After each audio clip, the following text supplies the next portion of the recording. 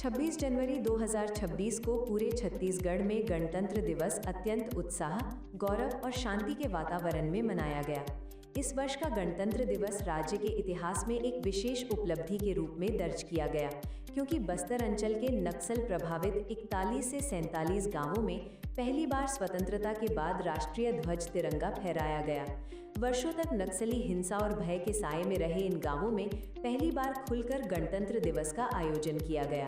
ग्रामीणों ने पूरे सम्मान और गर्व के साथ तिरंगे को सलामी दी और देशभक्ति गीतों के साथ समारोह मनाया। ये आयोजन लोकतंत्र की मजबूती, प्रशासनिक पहुंच और सुरक्षा व्यवस्था की सफलता का प्रतीक माना जा रहा है। इन गांवों में सुरक्षा बलों की मौजूदगी और प्रशासन की पहल से लोगों में विश्वास का माहौल बना है। राज्य के सभी जिलों में स्कूलों, कॉलेजों, सरकारी कार्यालयों और सार्वजनिक स्थलों पर ध्वजारोहण और सांस्कृतिक कार्यक्रम आयोजित किए गए। बच्चों और युवाओं ने देशभक्ति गीत, समूह नृत्य, कविताएं और भाषण प्रस्तुत किए। कई स्थानों पर प्रभात फेरियां और राष्ट्रभक्ति रैलियां निकाली गई। लोगों में देश प्रेम और उत्साह का वातावरण साफ दिखाई दिया। इस अवसर पर पूरे राज्य में उत्सव का माहौल देखने को मिला। सभी जिलों में स्कूलों, कॉलेजों, सरकारी कार्यालयों और सार्वजनिक स्थलों को तिरंगे, फूलों और देशभक्ति संदेशों से सजाया गया। सुबह से ही ध्वजारोहण कार्यक्रम शुरू हुए, जिनमें जनप्रतिनिधियों, अधिकारियों, शिक्षकों, छात्रों और आम नागरिकों ने उत्साहपूर्वक भाग लिया। विद्यालयों और महाविद्यालयों में विशेष सांस्कृतिक कार्यक्रम आयोजित किए गए। मुख्यमंत्री विष्णुदेव साई ने बिलासपुर में आयोजित राज्य स्तरीय समारोह में तिरंगा फहराया और जनता को संबोधित किया। अपने भाषण में उन्होंने राज्य की विकास योजनाओं, कानून व्यवस्था की स्थिति और नक्सलवाद के खिलाफ चल रहे अभियानों पर विस्तार से जानकारी दी।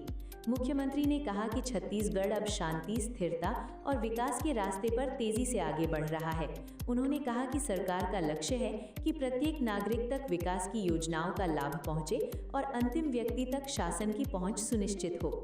छत्तीसगढ़ हाईकोर्ट परिसर में भी गणतंत्र दिवस का आयोजन अत्यंत गरिमामय और अनुशासित वातावरण में किया गया। इस अवसर पर माननीय न्यायाधीशों, वरिष्ठ अधिवक्ताओं और न्यायालय के कर्मचारियों ने एक साथ राष्ट्रीय ध्वज फहराया और संविधान की गरिमा को बनाए रखने का संकल्प लिया। कार्यक्रम के दौरान राष्ट्रगान गाया गया तथा संविधान में निहित मूल अधिकारों और कर्तव्यों की महत्ता पर प्रकाश डाला गया। न्यायालय परिसर को तिरंगे और देशभक्ति संदेशों से सजाया गया था, जिससे पूरे वातावरण में राष्ट्रभक्ति की भावना झलक रही थी। नक्सल प्रभावित क्षेत्रों में तिरंगा फहराया जाना केवल एक औपचारिक आयोजन नहीं रहा, बल्कि ये वर्षों से भय और असुरक्षा के माहौल में जी रहे ग्रामीणों के लिए विश्वास और शांति का प्रतीक बन गया। इन क्षेत्रों में पहली बार खुले तौर पर राष्ट्रीय पर्व मनाया गया, जिससे ये स्पष्ट संदेश गया कि अब लोकतंत्र इन इलाकों में मजबूत हो रहा है और आम जनता विकास की मुख्य धारा से जुड़ रही है। ग्रामीणों ने कहा कि अब वे बिना डर के अपने अधिकारों का उपयोग कर पा रहे हैं और सरकार की योजनाओं का लाभ ले रहे हैं। मुख्यमंत्री विष्णुदेव साई ने नक्सलवाद पर बड़ा और स्पष्ट बयान देते हुए कहा कि माओवाद का खतरा अब अपने अंतिम चरण में है। उन्होंने बताया कि सरकार का लक्ष्य है कि मार्च तक नक्सल समस्या को काफी हद तक समाप्त कर दिया जाए। मुख्यमंत्री ने सुरक्षा बलों के साहस और बलिदान की सराहना करते हुए कहा कि लगातार चल रहे अभियानों, बेहतर रणनीति और स्थानीय जनता के सहयोग से स्थिति में उल्लेखनीय सुधार आया है। उन्होंने ये भी कहा कि सरकार केवल सुरक्षा कार्यवाही तक सीमित नहीं है, बल्कि विकास और रोजगार के माध्यम से भी नक्सलवाद की जड़ों को कमजोर कर रही है। बस्तर और बीजापुर क्षेत्र में एक आईईडी ब्लास्ट की गंभीर घटना सामने आई, जिसमें 11 सुरक्षाकर्मी घायल हो गए। ये घटना उस समय हुई जब सुरक्षा बल नियमित गश्त और तलाशी अभियान पर थे। घायलों को तुरंत नजदीकी अस्पतालों में भर्ती कराया गया, जहां डॉक्टरों ने उनकी हालत स्थिर बताई। इस घटना के बाद पूरे इलाके में हाई अलर्ट घोषित कर दिया गया और सुरक्षा बलों ने सघन सर्च ऑपरेशन शुरू कर दिया। नक्सलियों की तलाश में अतिरिक्त बल तैनात किए गए और संदिग्ध इलाकों ने निगरानी बढ़ा दी गई। कर्रेगुट्टा पहाड़ी पर राष्ट्रीय ध्वज फहराया जाना माओवाद से मुक्ति की दिशा में एक ऐतिहासिक और प्रतीकात्मक कदम माना जा रहा है। ये क्षेत्र लंबे समय तक माओवादी गतिविधियों का गढ़ रहा है, जहां प्रशासन की पहुंच बेहद सीमित थी। अब सुरक्षा बलों की मजबूत मौजूदगी और प्रशासनिक पहल से हालात तेजी से बदल रहे हैं। स्थानीय ग्रामीणों ने बताया कि अब वे पहले से अधिक सुरक्षित महसूस कर रहे हैं और उन्हें उम्मीद है कि आने वाले समय में उनके क्षेत्र में स्कूल, अस्पताल और सड़क जैसी सुविधाएं बेहतर होंगी। माओवाद को खत्म करने के लिए सुरक्षा बलों द्वारा लगातार अभियान चलाए जा रहे हैं और इन अभियानों में अब पहले से बेहतर प्रगति देखी जा रही है। संवेदनशील इलाकों में सर्च ऑपरेशन और गश्त तेज की गई है, जिससे नक्सली गतिविधियों पर नियंत्रण हुआ है। प्रशासन का कहना है कि सुरक्षा कार्यवाही के साथ विकास योजनाओं की पहुंच बढ़ने से हालात सुधर रहे हैं और माओवाद समाप्त करने की दिशा में सकारात्मक परिणाम सामने आ रहे हैं। लगातार चल रहे सुरक्षा अभियानों के चलते नक्सल प्रभावित इलाकों में प्रशासनिक पकड़ मजबूत हुई है। अब इन क्षेत्रों में सड़क निर्माण, स्कूलों की स्थापना, स्वास्थ्य केंद्रों का विस्तार और राशन वितरण जैसी आवश्यक सेवाएं नियमित रूप से पहुंच रही हैं। पहले जहां सरकारी अधिकारी जाने से डरते थे, वहां अब योजनाओं का क्रियान्वयन सुचारू रूप से हो रहा है। इससे ग्रामीणों का भरोसा शासन और प्रशासन पर बढ़ा है और दोनों के बीच की दूरी कम हुई है। सामाजिक घटनाओं की बात करें तो गौरेला पेंद्रा मरवाही जिले में एक 35 वर्षीय विधवा महिला के साथ सार्वजनिक रूप से मारपीट की घटना सामने आई है। ये घटना समाज के लिए गंभीर चिंता का विषय बन गई है। पुलिस ने मामले की तुरंत जांच शुरू कर दी है और आरोपियों की पहचान कर उनके खिलाफ सख्त कानूनी कार्यवाही का आश्वासन दिया गया है। प्रशासन ने स्पष्ट किया है कि इस तरह की घटनाओं को किसी भी हालत में बर्दाश्त नहीं किया जाएगा। राज्य सरकार ने महिलाओं और बच्चों की सुरक्षा को लेकर सतर्कता और निगरानी बढ़ा दी है। सामुदायिक पुलिसिंग को मजबूत किया गया है, महिला हेल्पलाइन सेवाओं को सक्रिय किया गया है और संवेदनशील क्षेत्रों में अतिरिक्त पुलिस बल तैनात किया गया है। सरकार का कहना है कि महिलाओं के खिलाफ अपराध रोकने के लिए कठोर कानून और त्वरित कार्यवाही सुनिश्चित की जाएगी। ग्रामीण विकास योजनाओं को भी गति मिली है। कई जिलों में सड़क निर्माण परियोजनाएं तेज की गई हैं, स्वास्थ्य केंद्रों का विस्तार किया जा रहा है, नए स्कूल भवन बनाए जा रहे हैं और पेयजल परियोजनाओं पर तेजी से काम चल रहा है। गणतंत्र दिवस के अवसर पर इन योजनाओं की प्रगति की समीक्षा की गई और संबंधित अधिकारियों को समयबद्ध कार्य पूरा करने के निर्देश दिए गए। स्थानीय बाजारों में भी गणतंत्र दिवस का सकारात्मक असर देखने को मिला। लोगों की खरीदारी में वृद्धि हुई और व्यापारिक गतिविधियां तेज हुईं। पर्यटन स्थलों जैसे चित्रकूट, मैनपाट और सिरपुर में बड़ी संख्या में पर्यटक पहुंचे, जिससे होटल, परिवहन और स्थानीय व्यवसायों को लाभ मिला। इससे राज्य के पर्यटन उद्योग को नई ऊर्जा मिली। शिक्षा संस्थानों में तिरंगा फहराने के साथ राष्ट्रगान और देशभक्ति कार्यक्रम आयोजित किए गए। छात्रों को संविधान, अधिकारों और कर्तव्यों की जानकारी दी गई। शिक्षकों ने विद्यार्थियों को लोकतंत्र के महत्व और देश के प्रति जिम्मेदार नागरिक बनने की प्रेरणा दी। इससे युवाओं में देश के प्रति गर्व और जिम्मेदारी की भावना मजबूत हुई।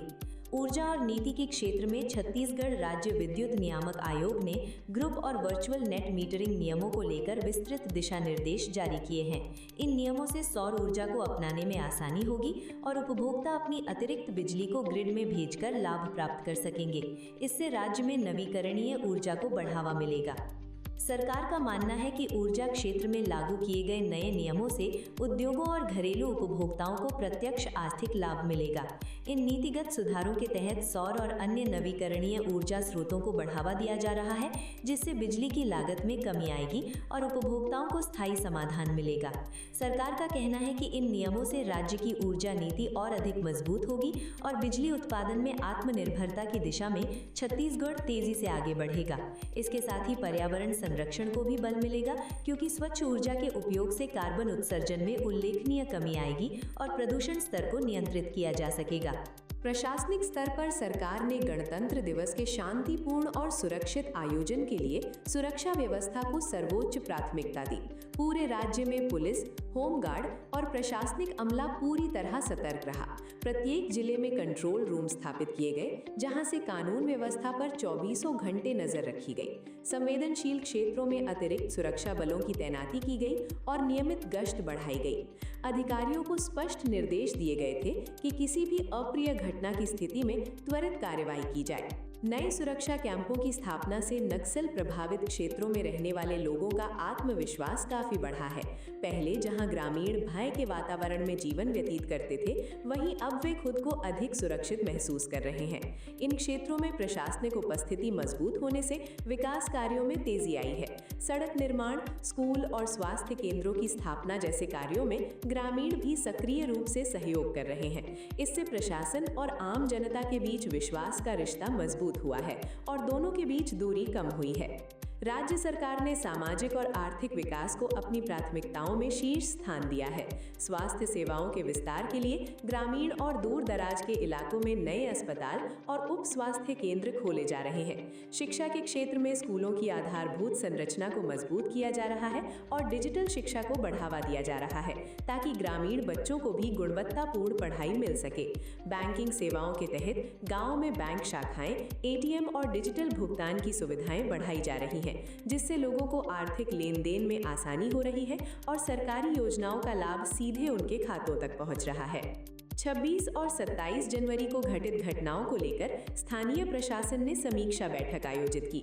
इस बैठक में कानून व्यवस्था की स्थिति, सुरक्षा व्यवस्था की प्रभावशीलता और विकास योजनाओं की प्रगति पर विस्तार से चर्चा की गई। अधिकारियों ने अपने अपने क्षेत्रों की रिपोर्ट प्रस्तुत की और भविष्य की रणनीति पर विचार विमर्श किया गया। बैठक का उद्देश्य ये सुनिश्चित करना था कि आने वाले दिनों में शांति और विकास की प्रक्रिया और अधिक मजबूत हो। खेल जगत में छत्तीसगढ़ क्रिकेट टीम ने अंडर 23 CK नायडू ट्रॉफी में उत्तर प्रदेश के खिलाफ उत्कृष्ट प्रदर्शन किया और मुकाबले में बढ़त हासिल की। टीम के खिलाड़ियों ने अनुशासन और समर्पण के साथ खेलते हुए अपनी प्रतिभा का परिचय दिया। कोच और खेल अधिकारियों ने खिलाड़ियों के प्रदर्शन की सराहना की और कहा कि ये राज्य के खेल विकास कार्यक्रमों का सकारात्मक परिणाम है। राज्य में युवाओं के लिए रोजगार और प्रशिक्षण कार्यक्रमों को लेकर भी गंभीरता से चर्चा की गई। सरकार का उद्देश्य युवाओं को कौशल विकास से जोड़कर उन्हें आत्मनिर्भर बनाना है। इसके लिए विभिन्न तकनीकी प्रशिक्षण केंद्रों, ITI और स्किल डेवलपमेंट संस्थानों में नए पाठ्यक्रम शुरू किए जा रहे हैं। निजी क्षेत्र के साथ साझेदारी कर रोजगार के अवसर बढ़ाने पर भी काम किया जा रहा है ताकि युवा अपने भविष्य को सुरक्षित बना सके। अंत में सरकार और पुलिस प्रशासन ने जनता से अपील की कि वे किसी भी प्रकार की अफवाहों पर ध्यान न दें और केवल आधिकारिक स्रोतों से प्राप्त जानकारी पर ही भरोसा करें। सोशल मीडिया पर फैलने वाली भ्रामक खबरों से सावधान रहने की सलाह दी गई है। प्रशासन ने कहा कि शांति, सौहार्द और भाईचारे को बनाए रखना सभी नागरिकों की सामूहिक जिम्मेदारी है और इसी सहयोग से राज्य में स्थिरता और विकास की राह आगे बढ़ेगी।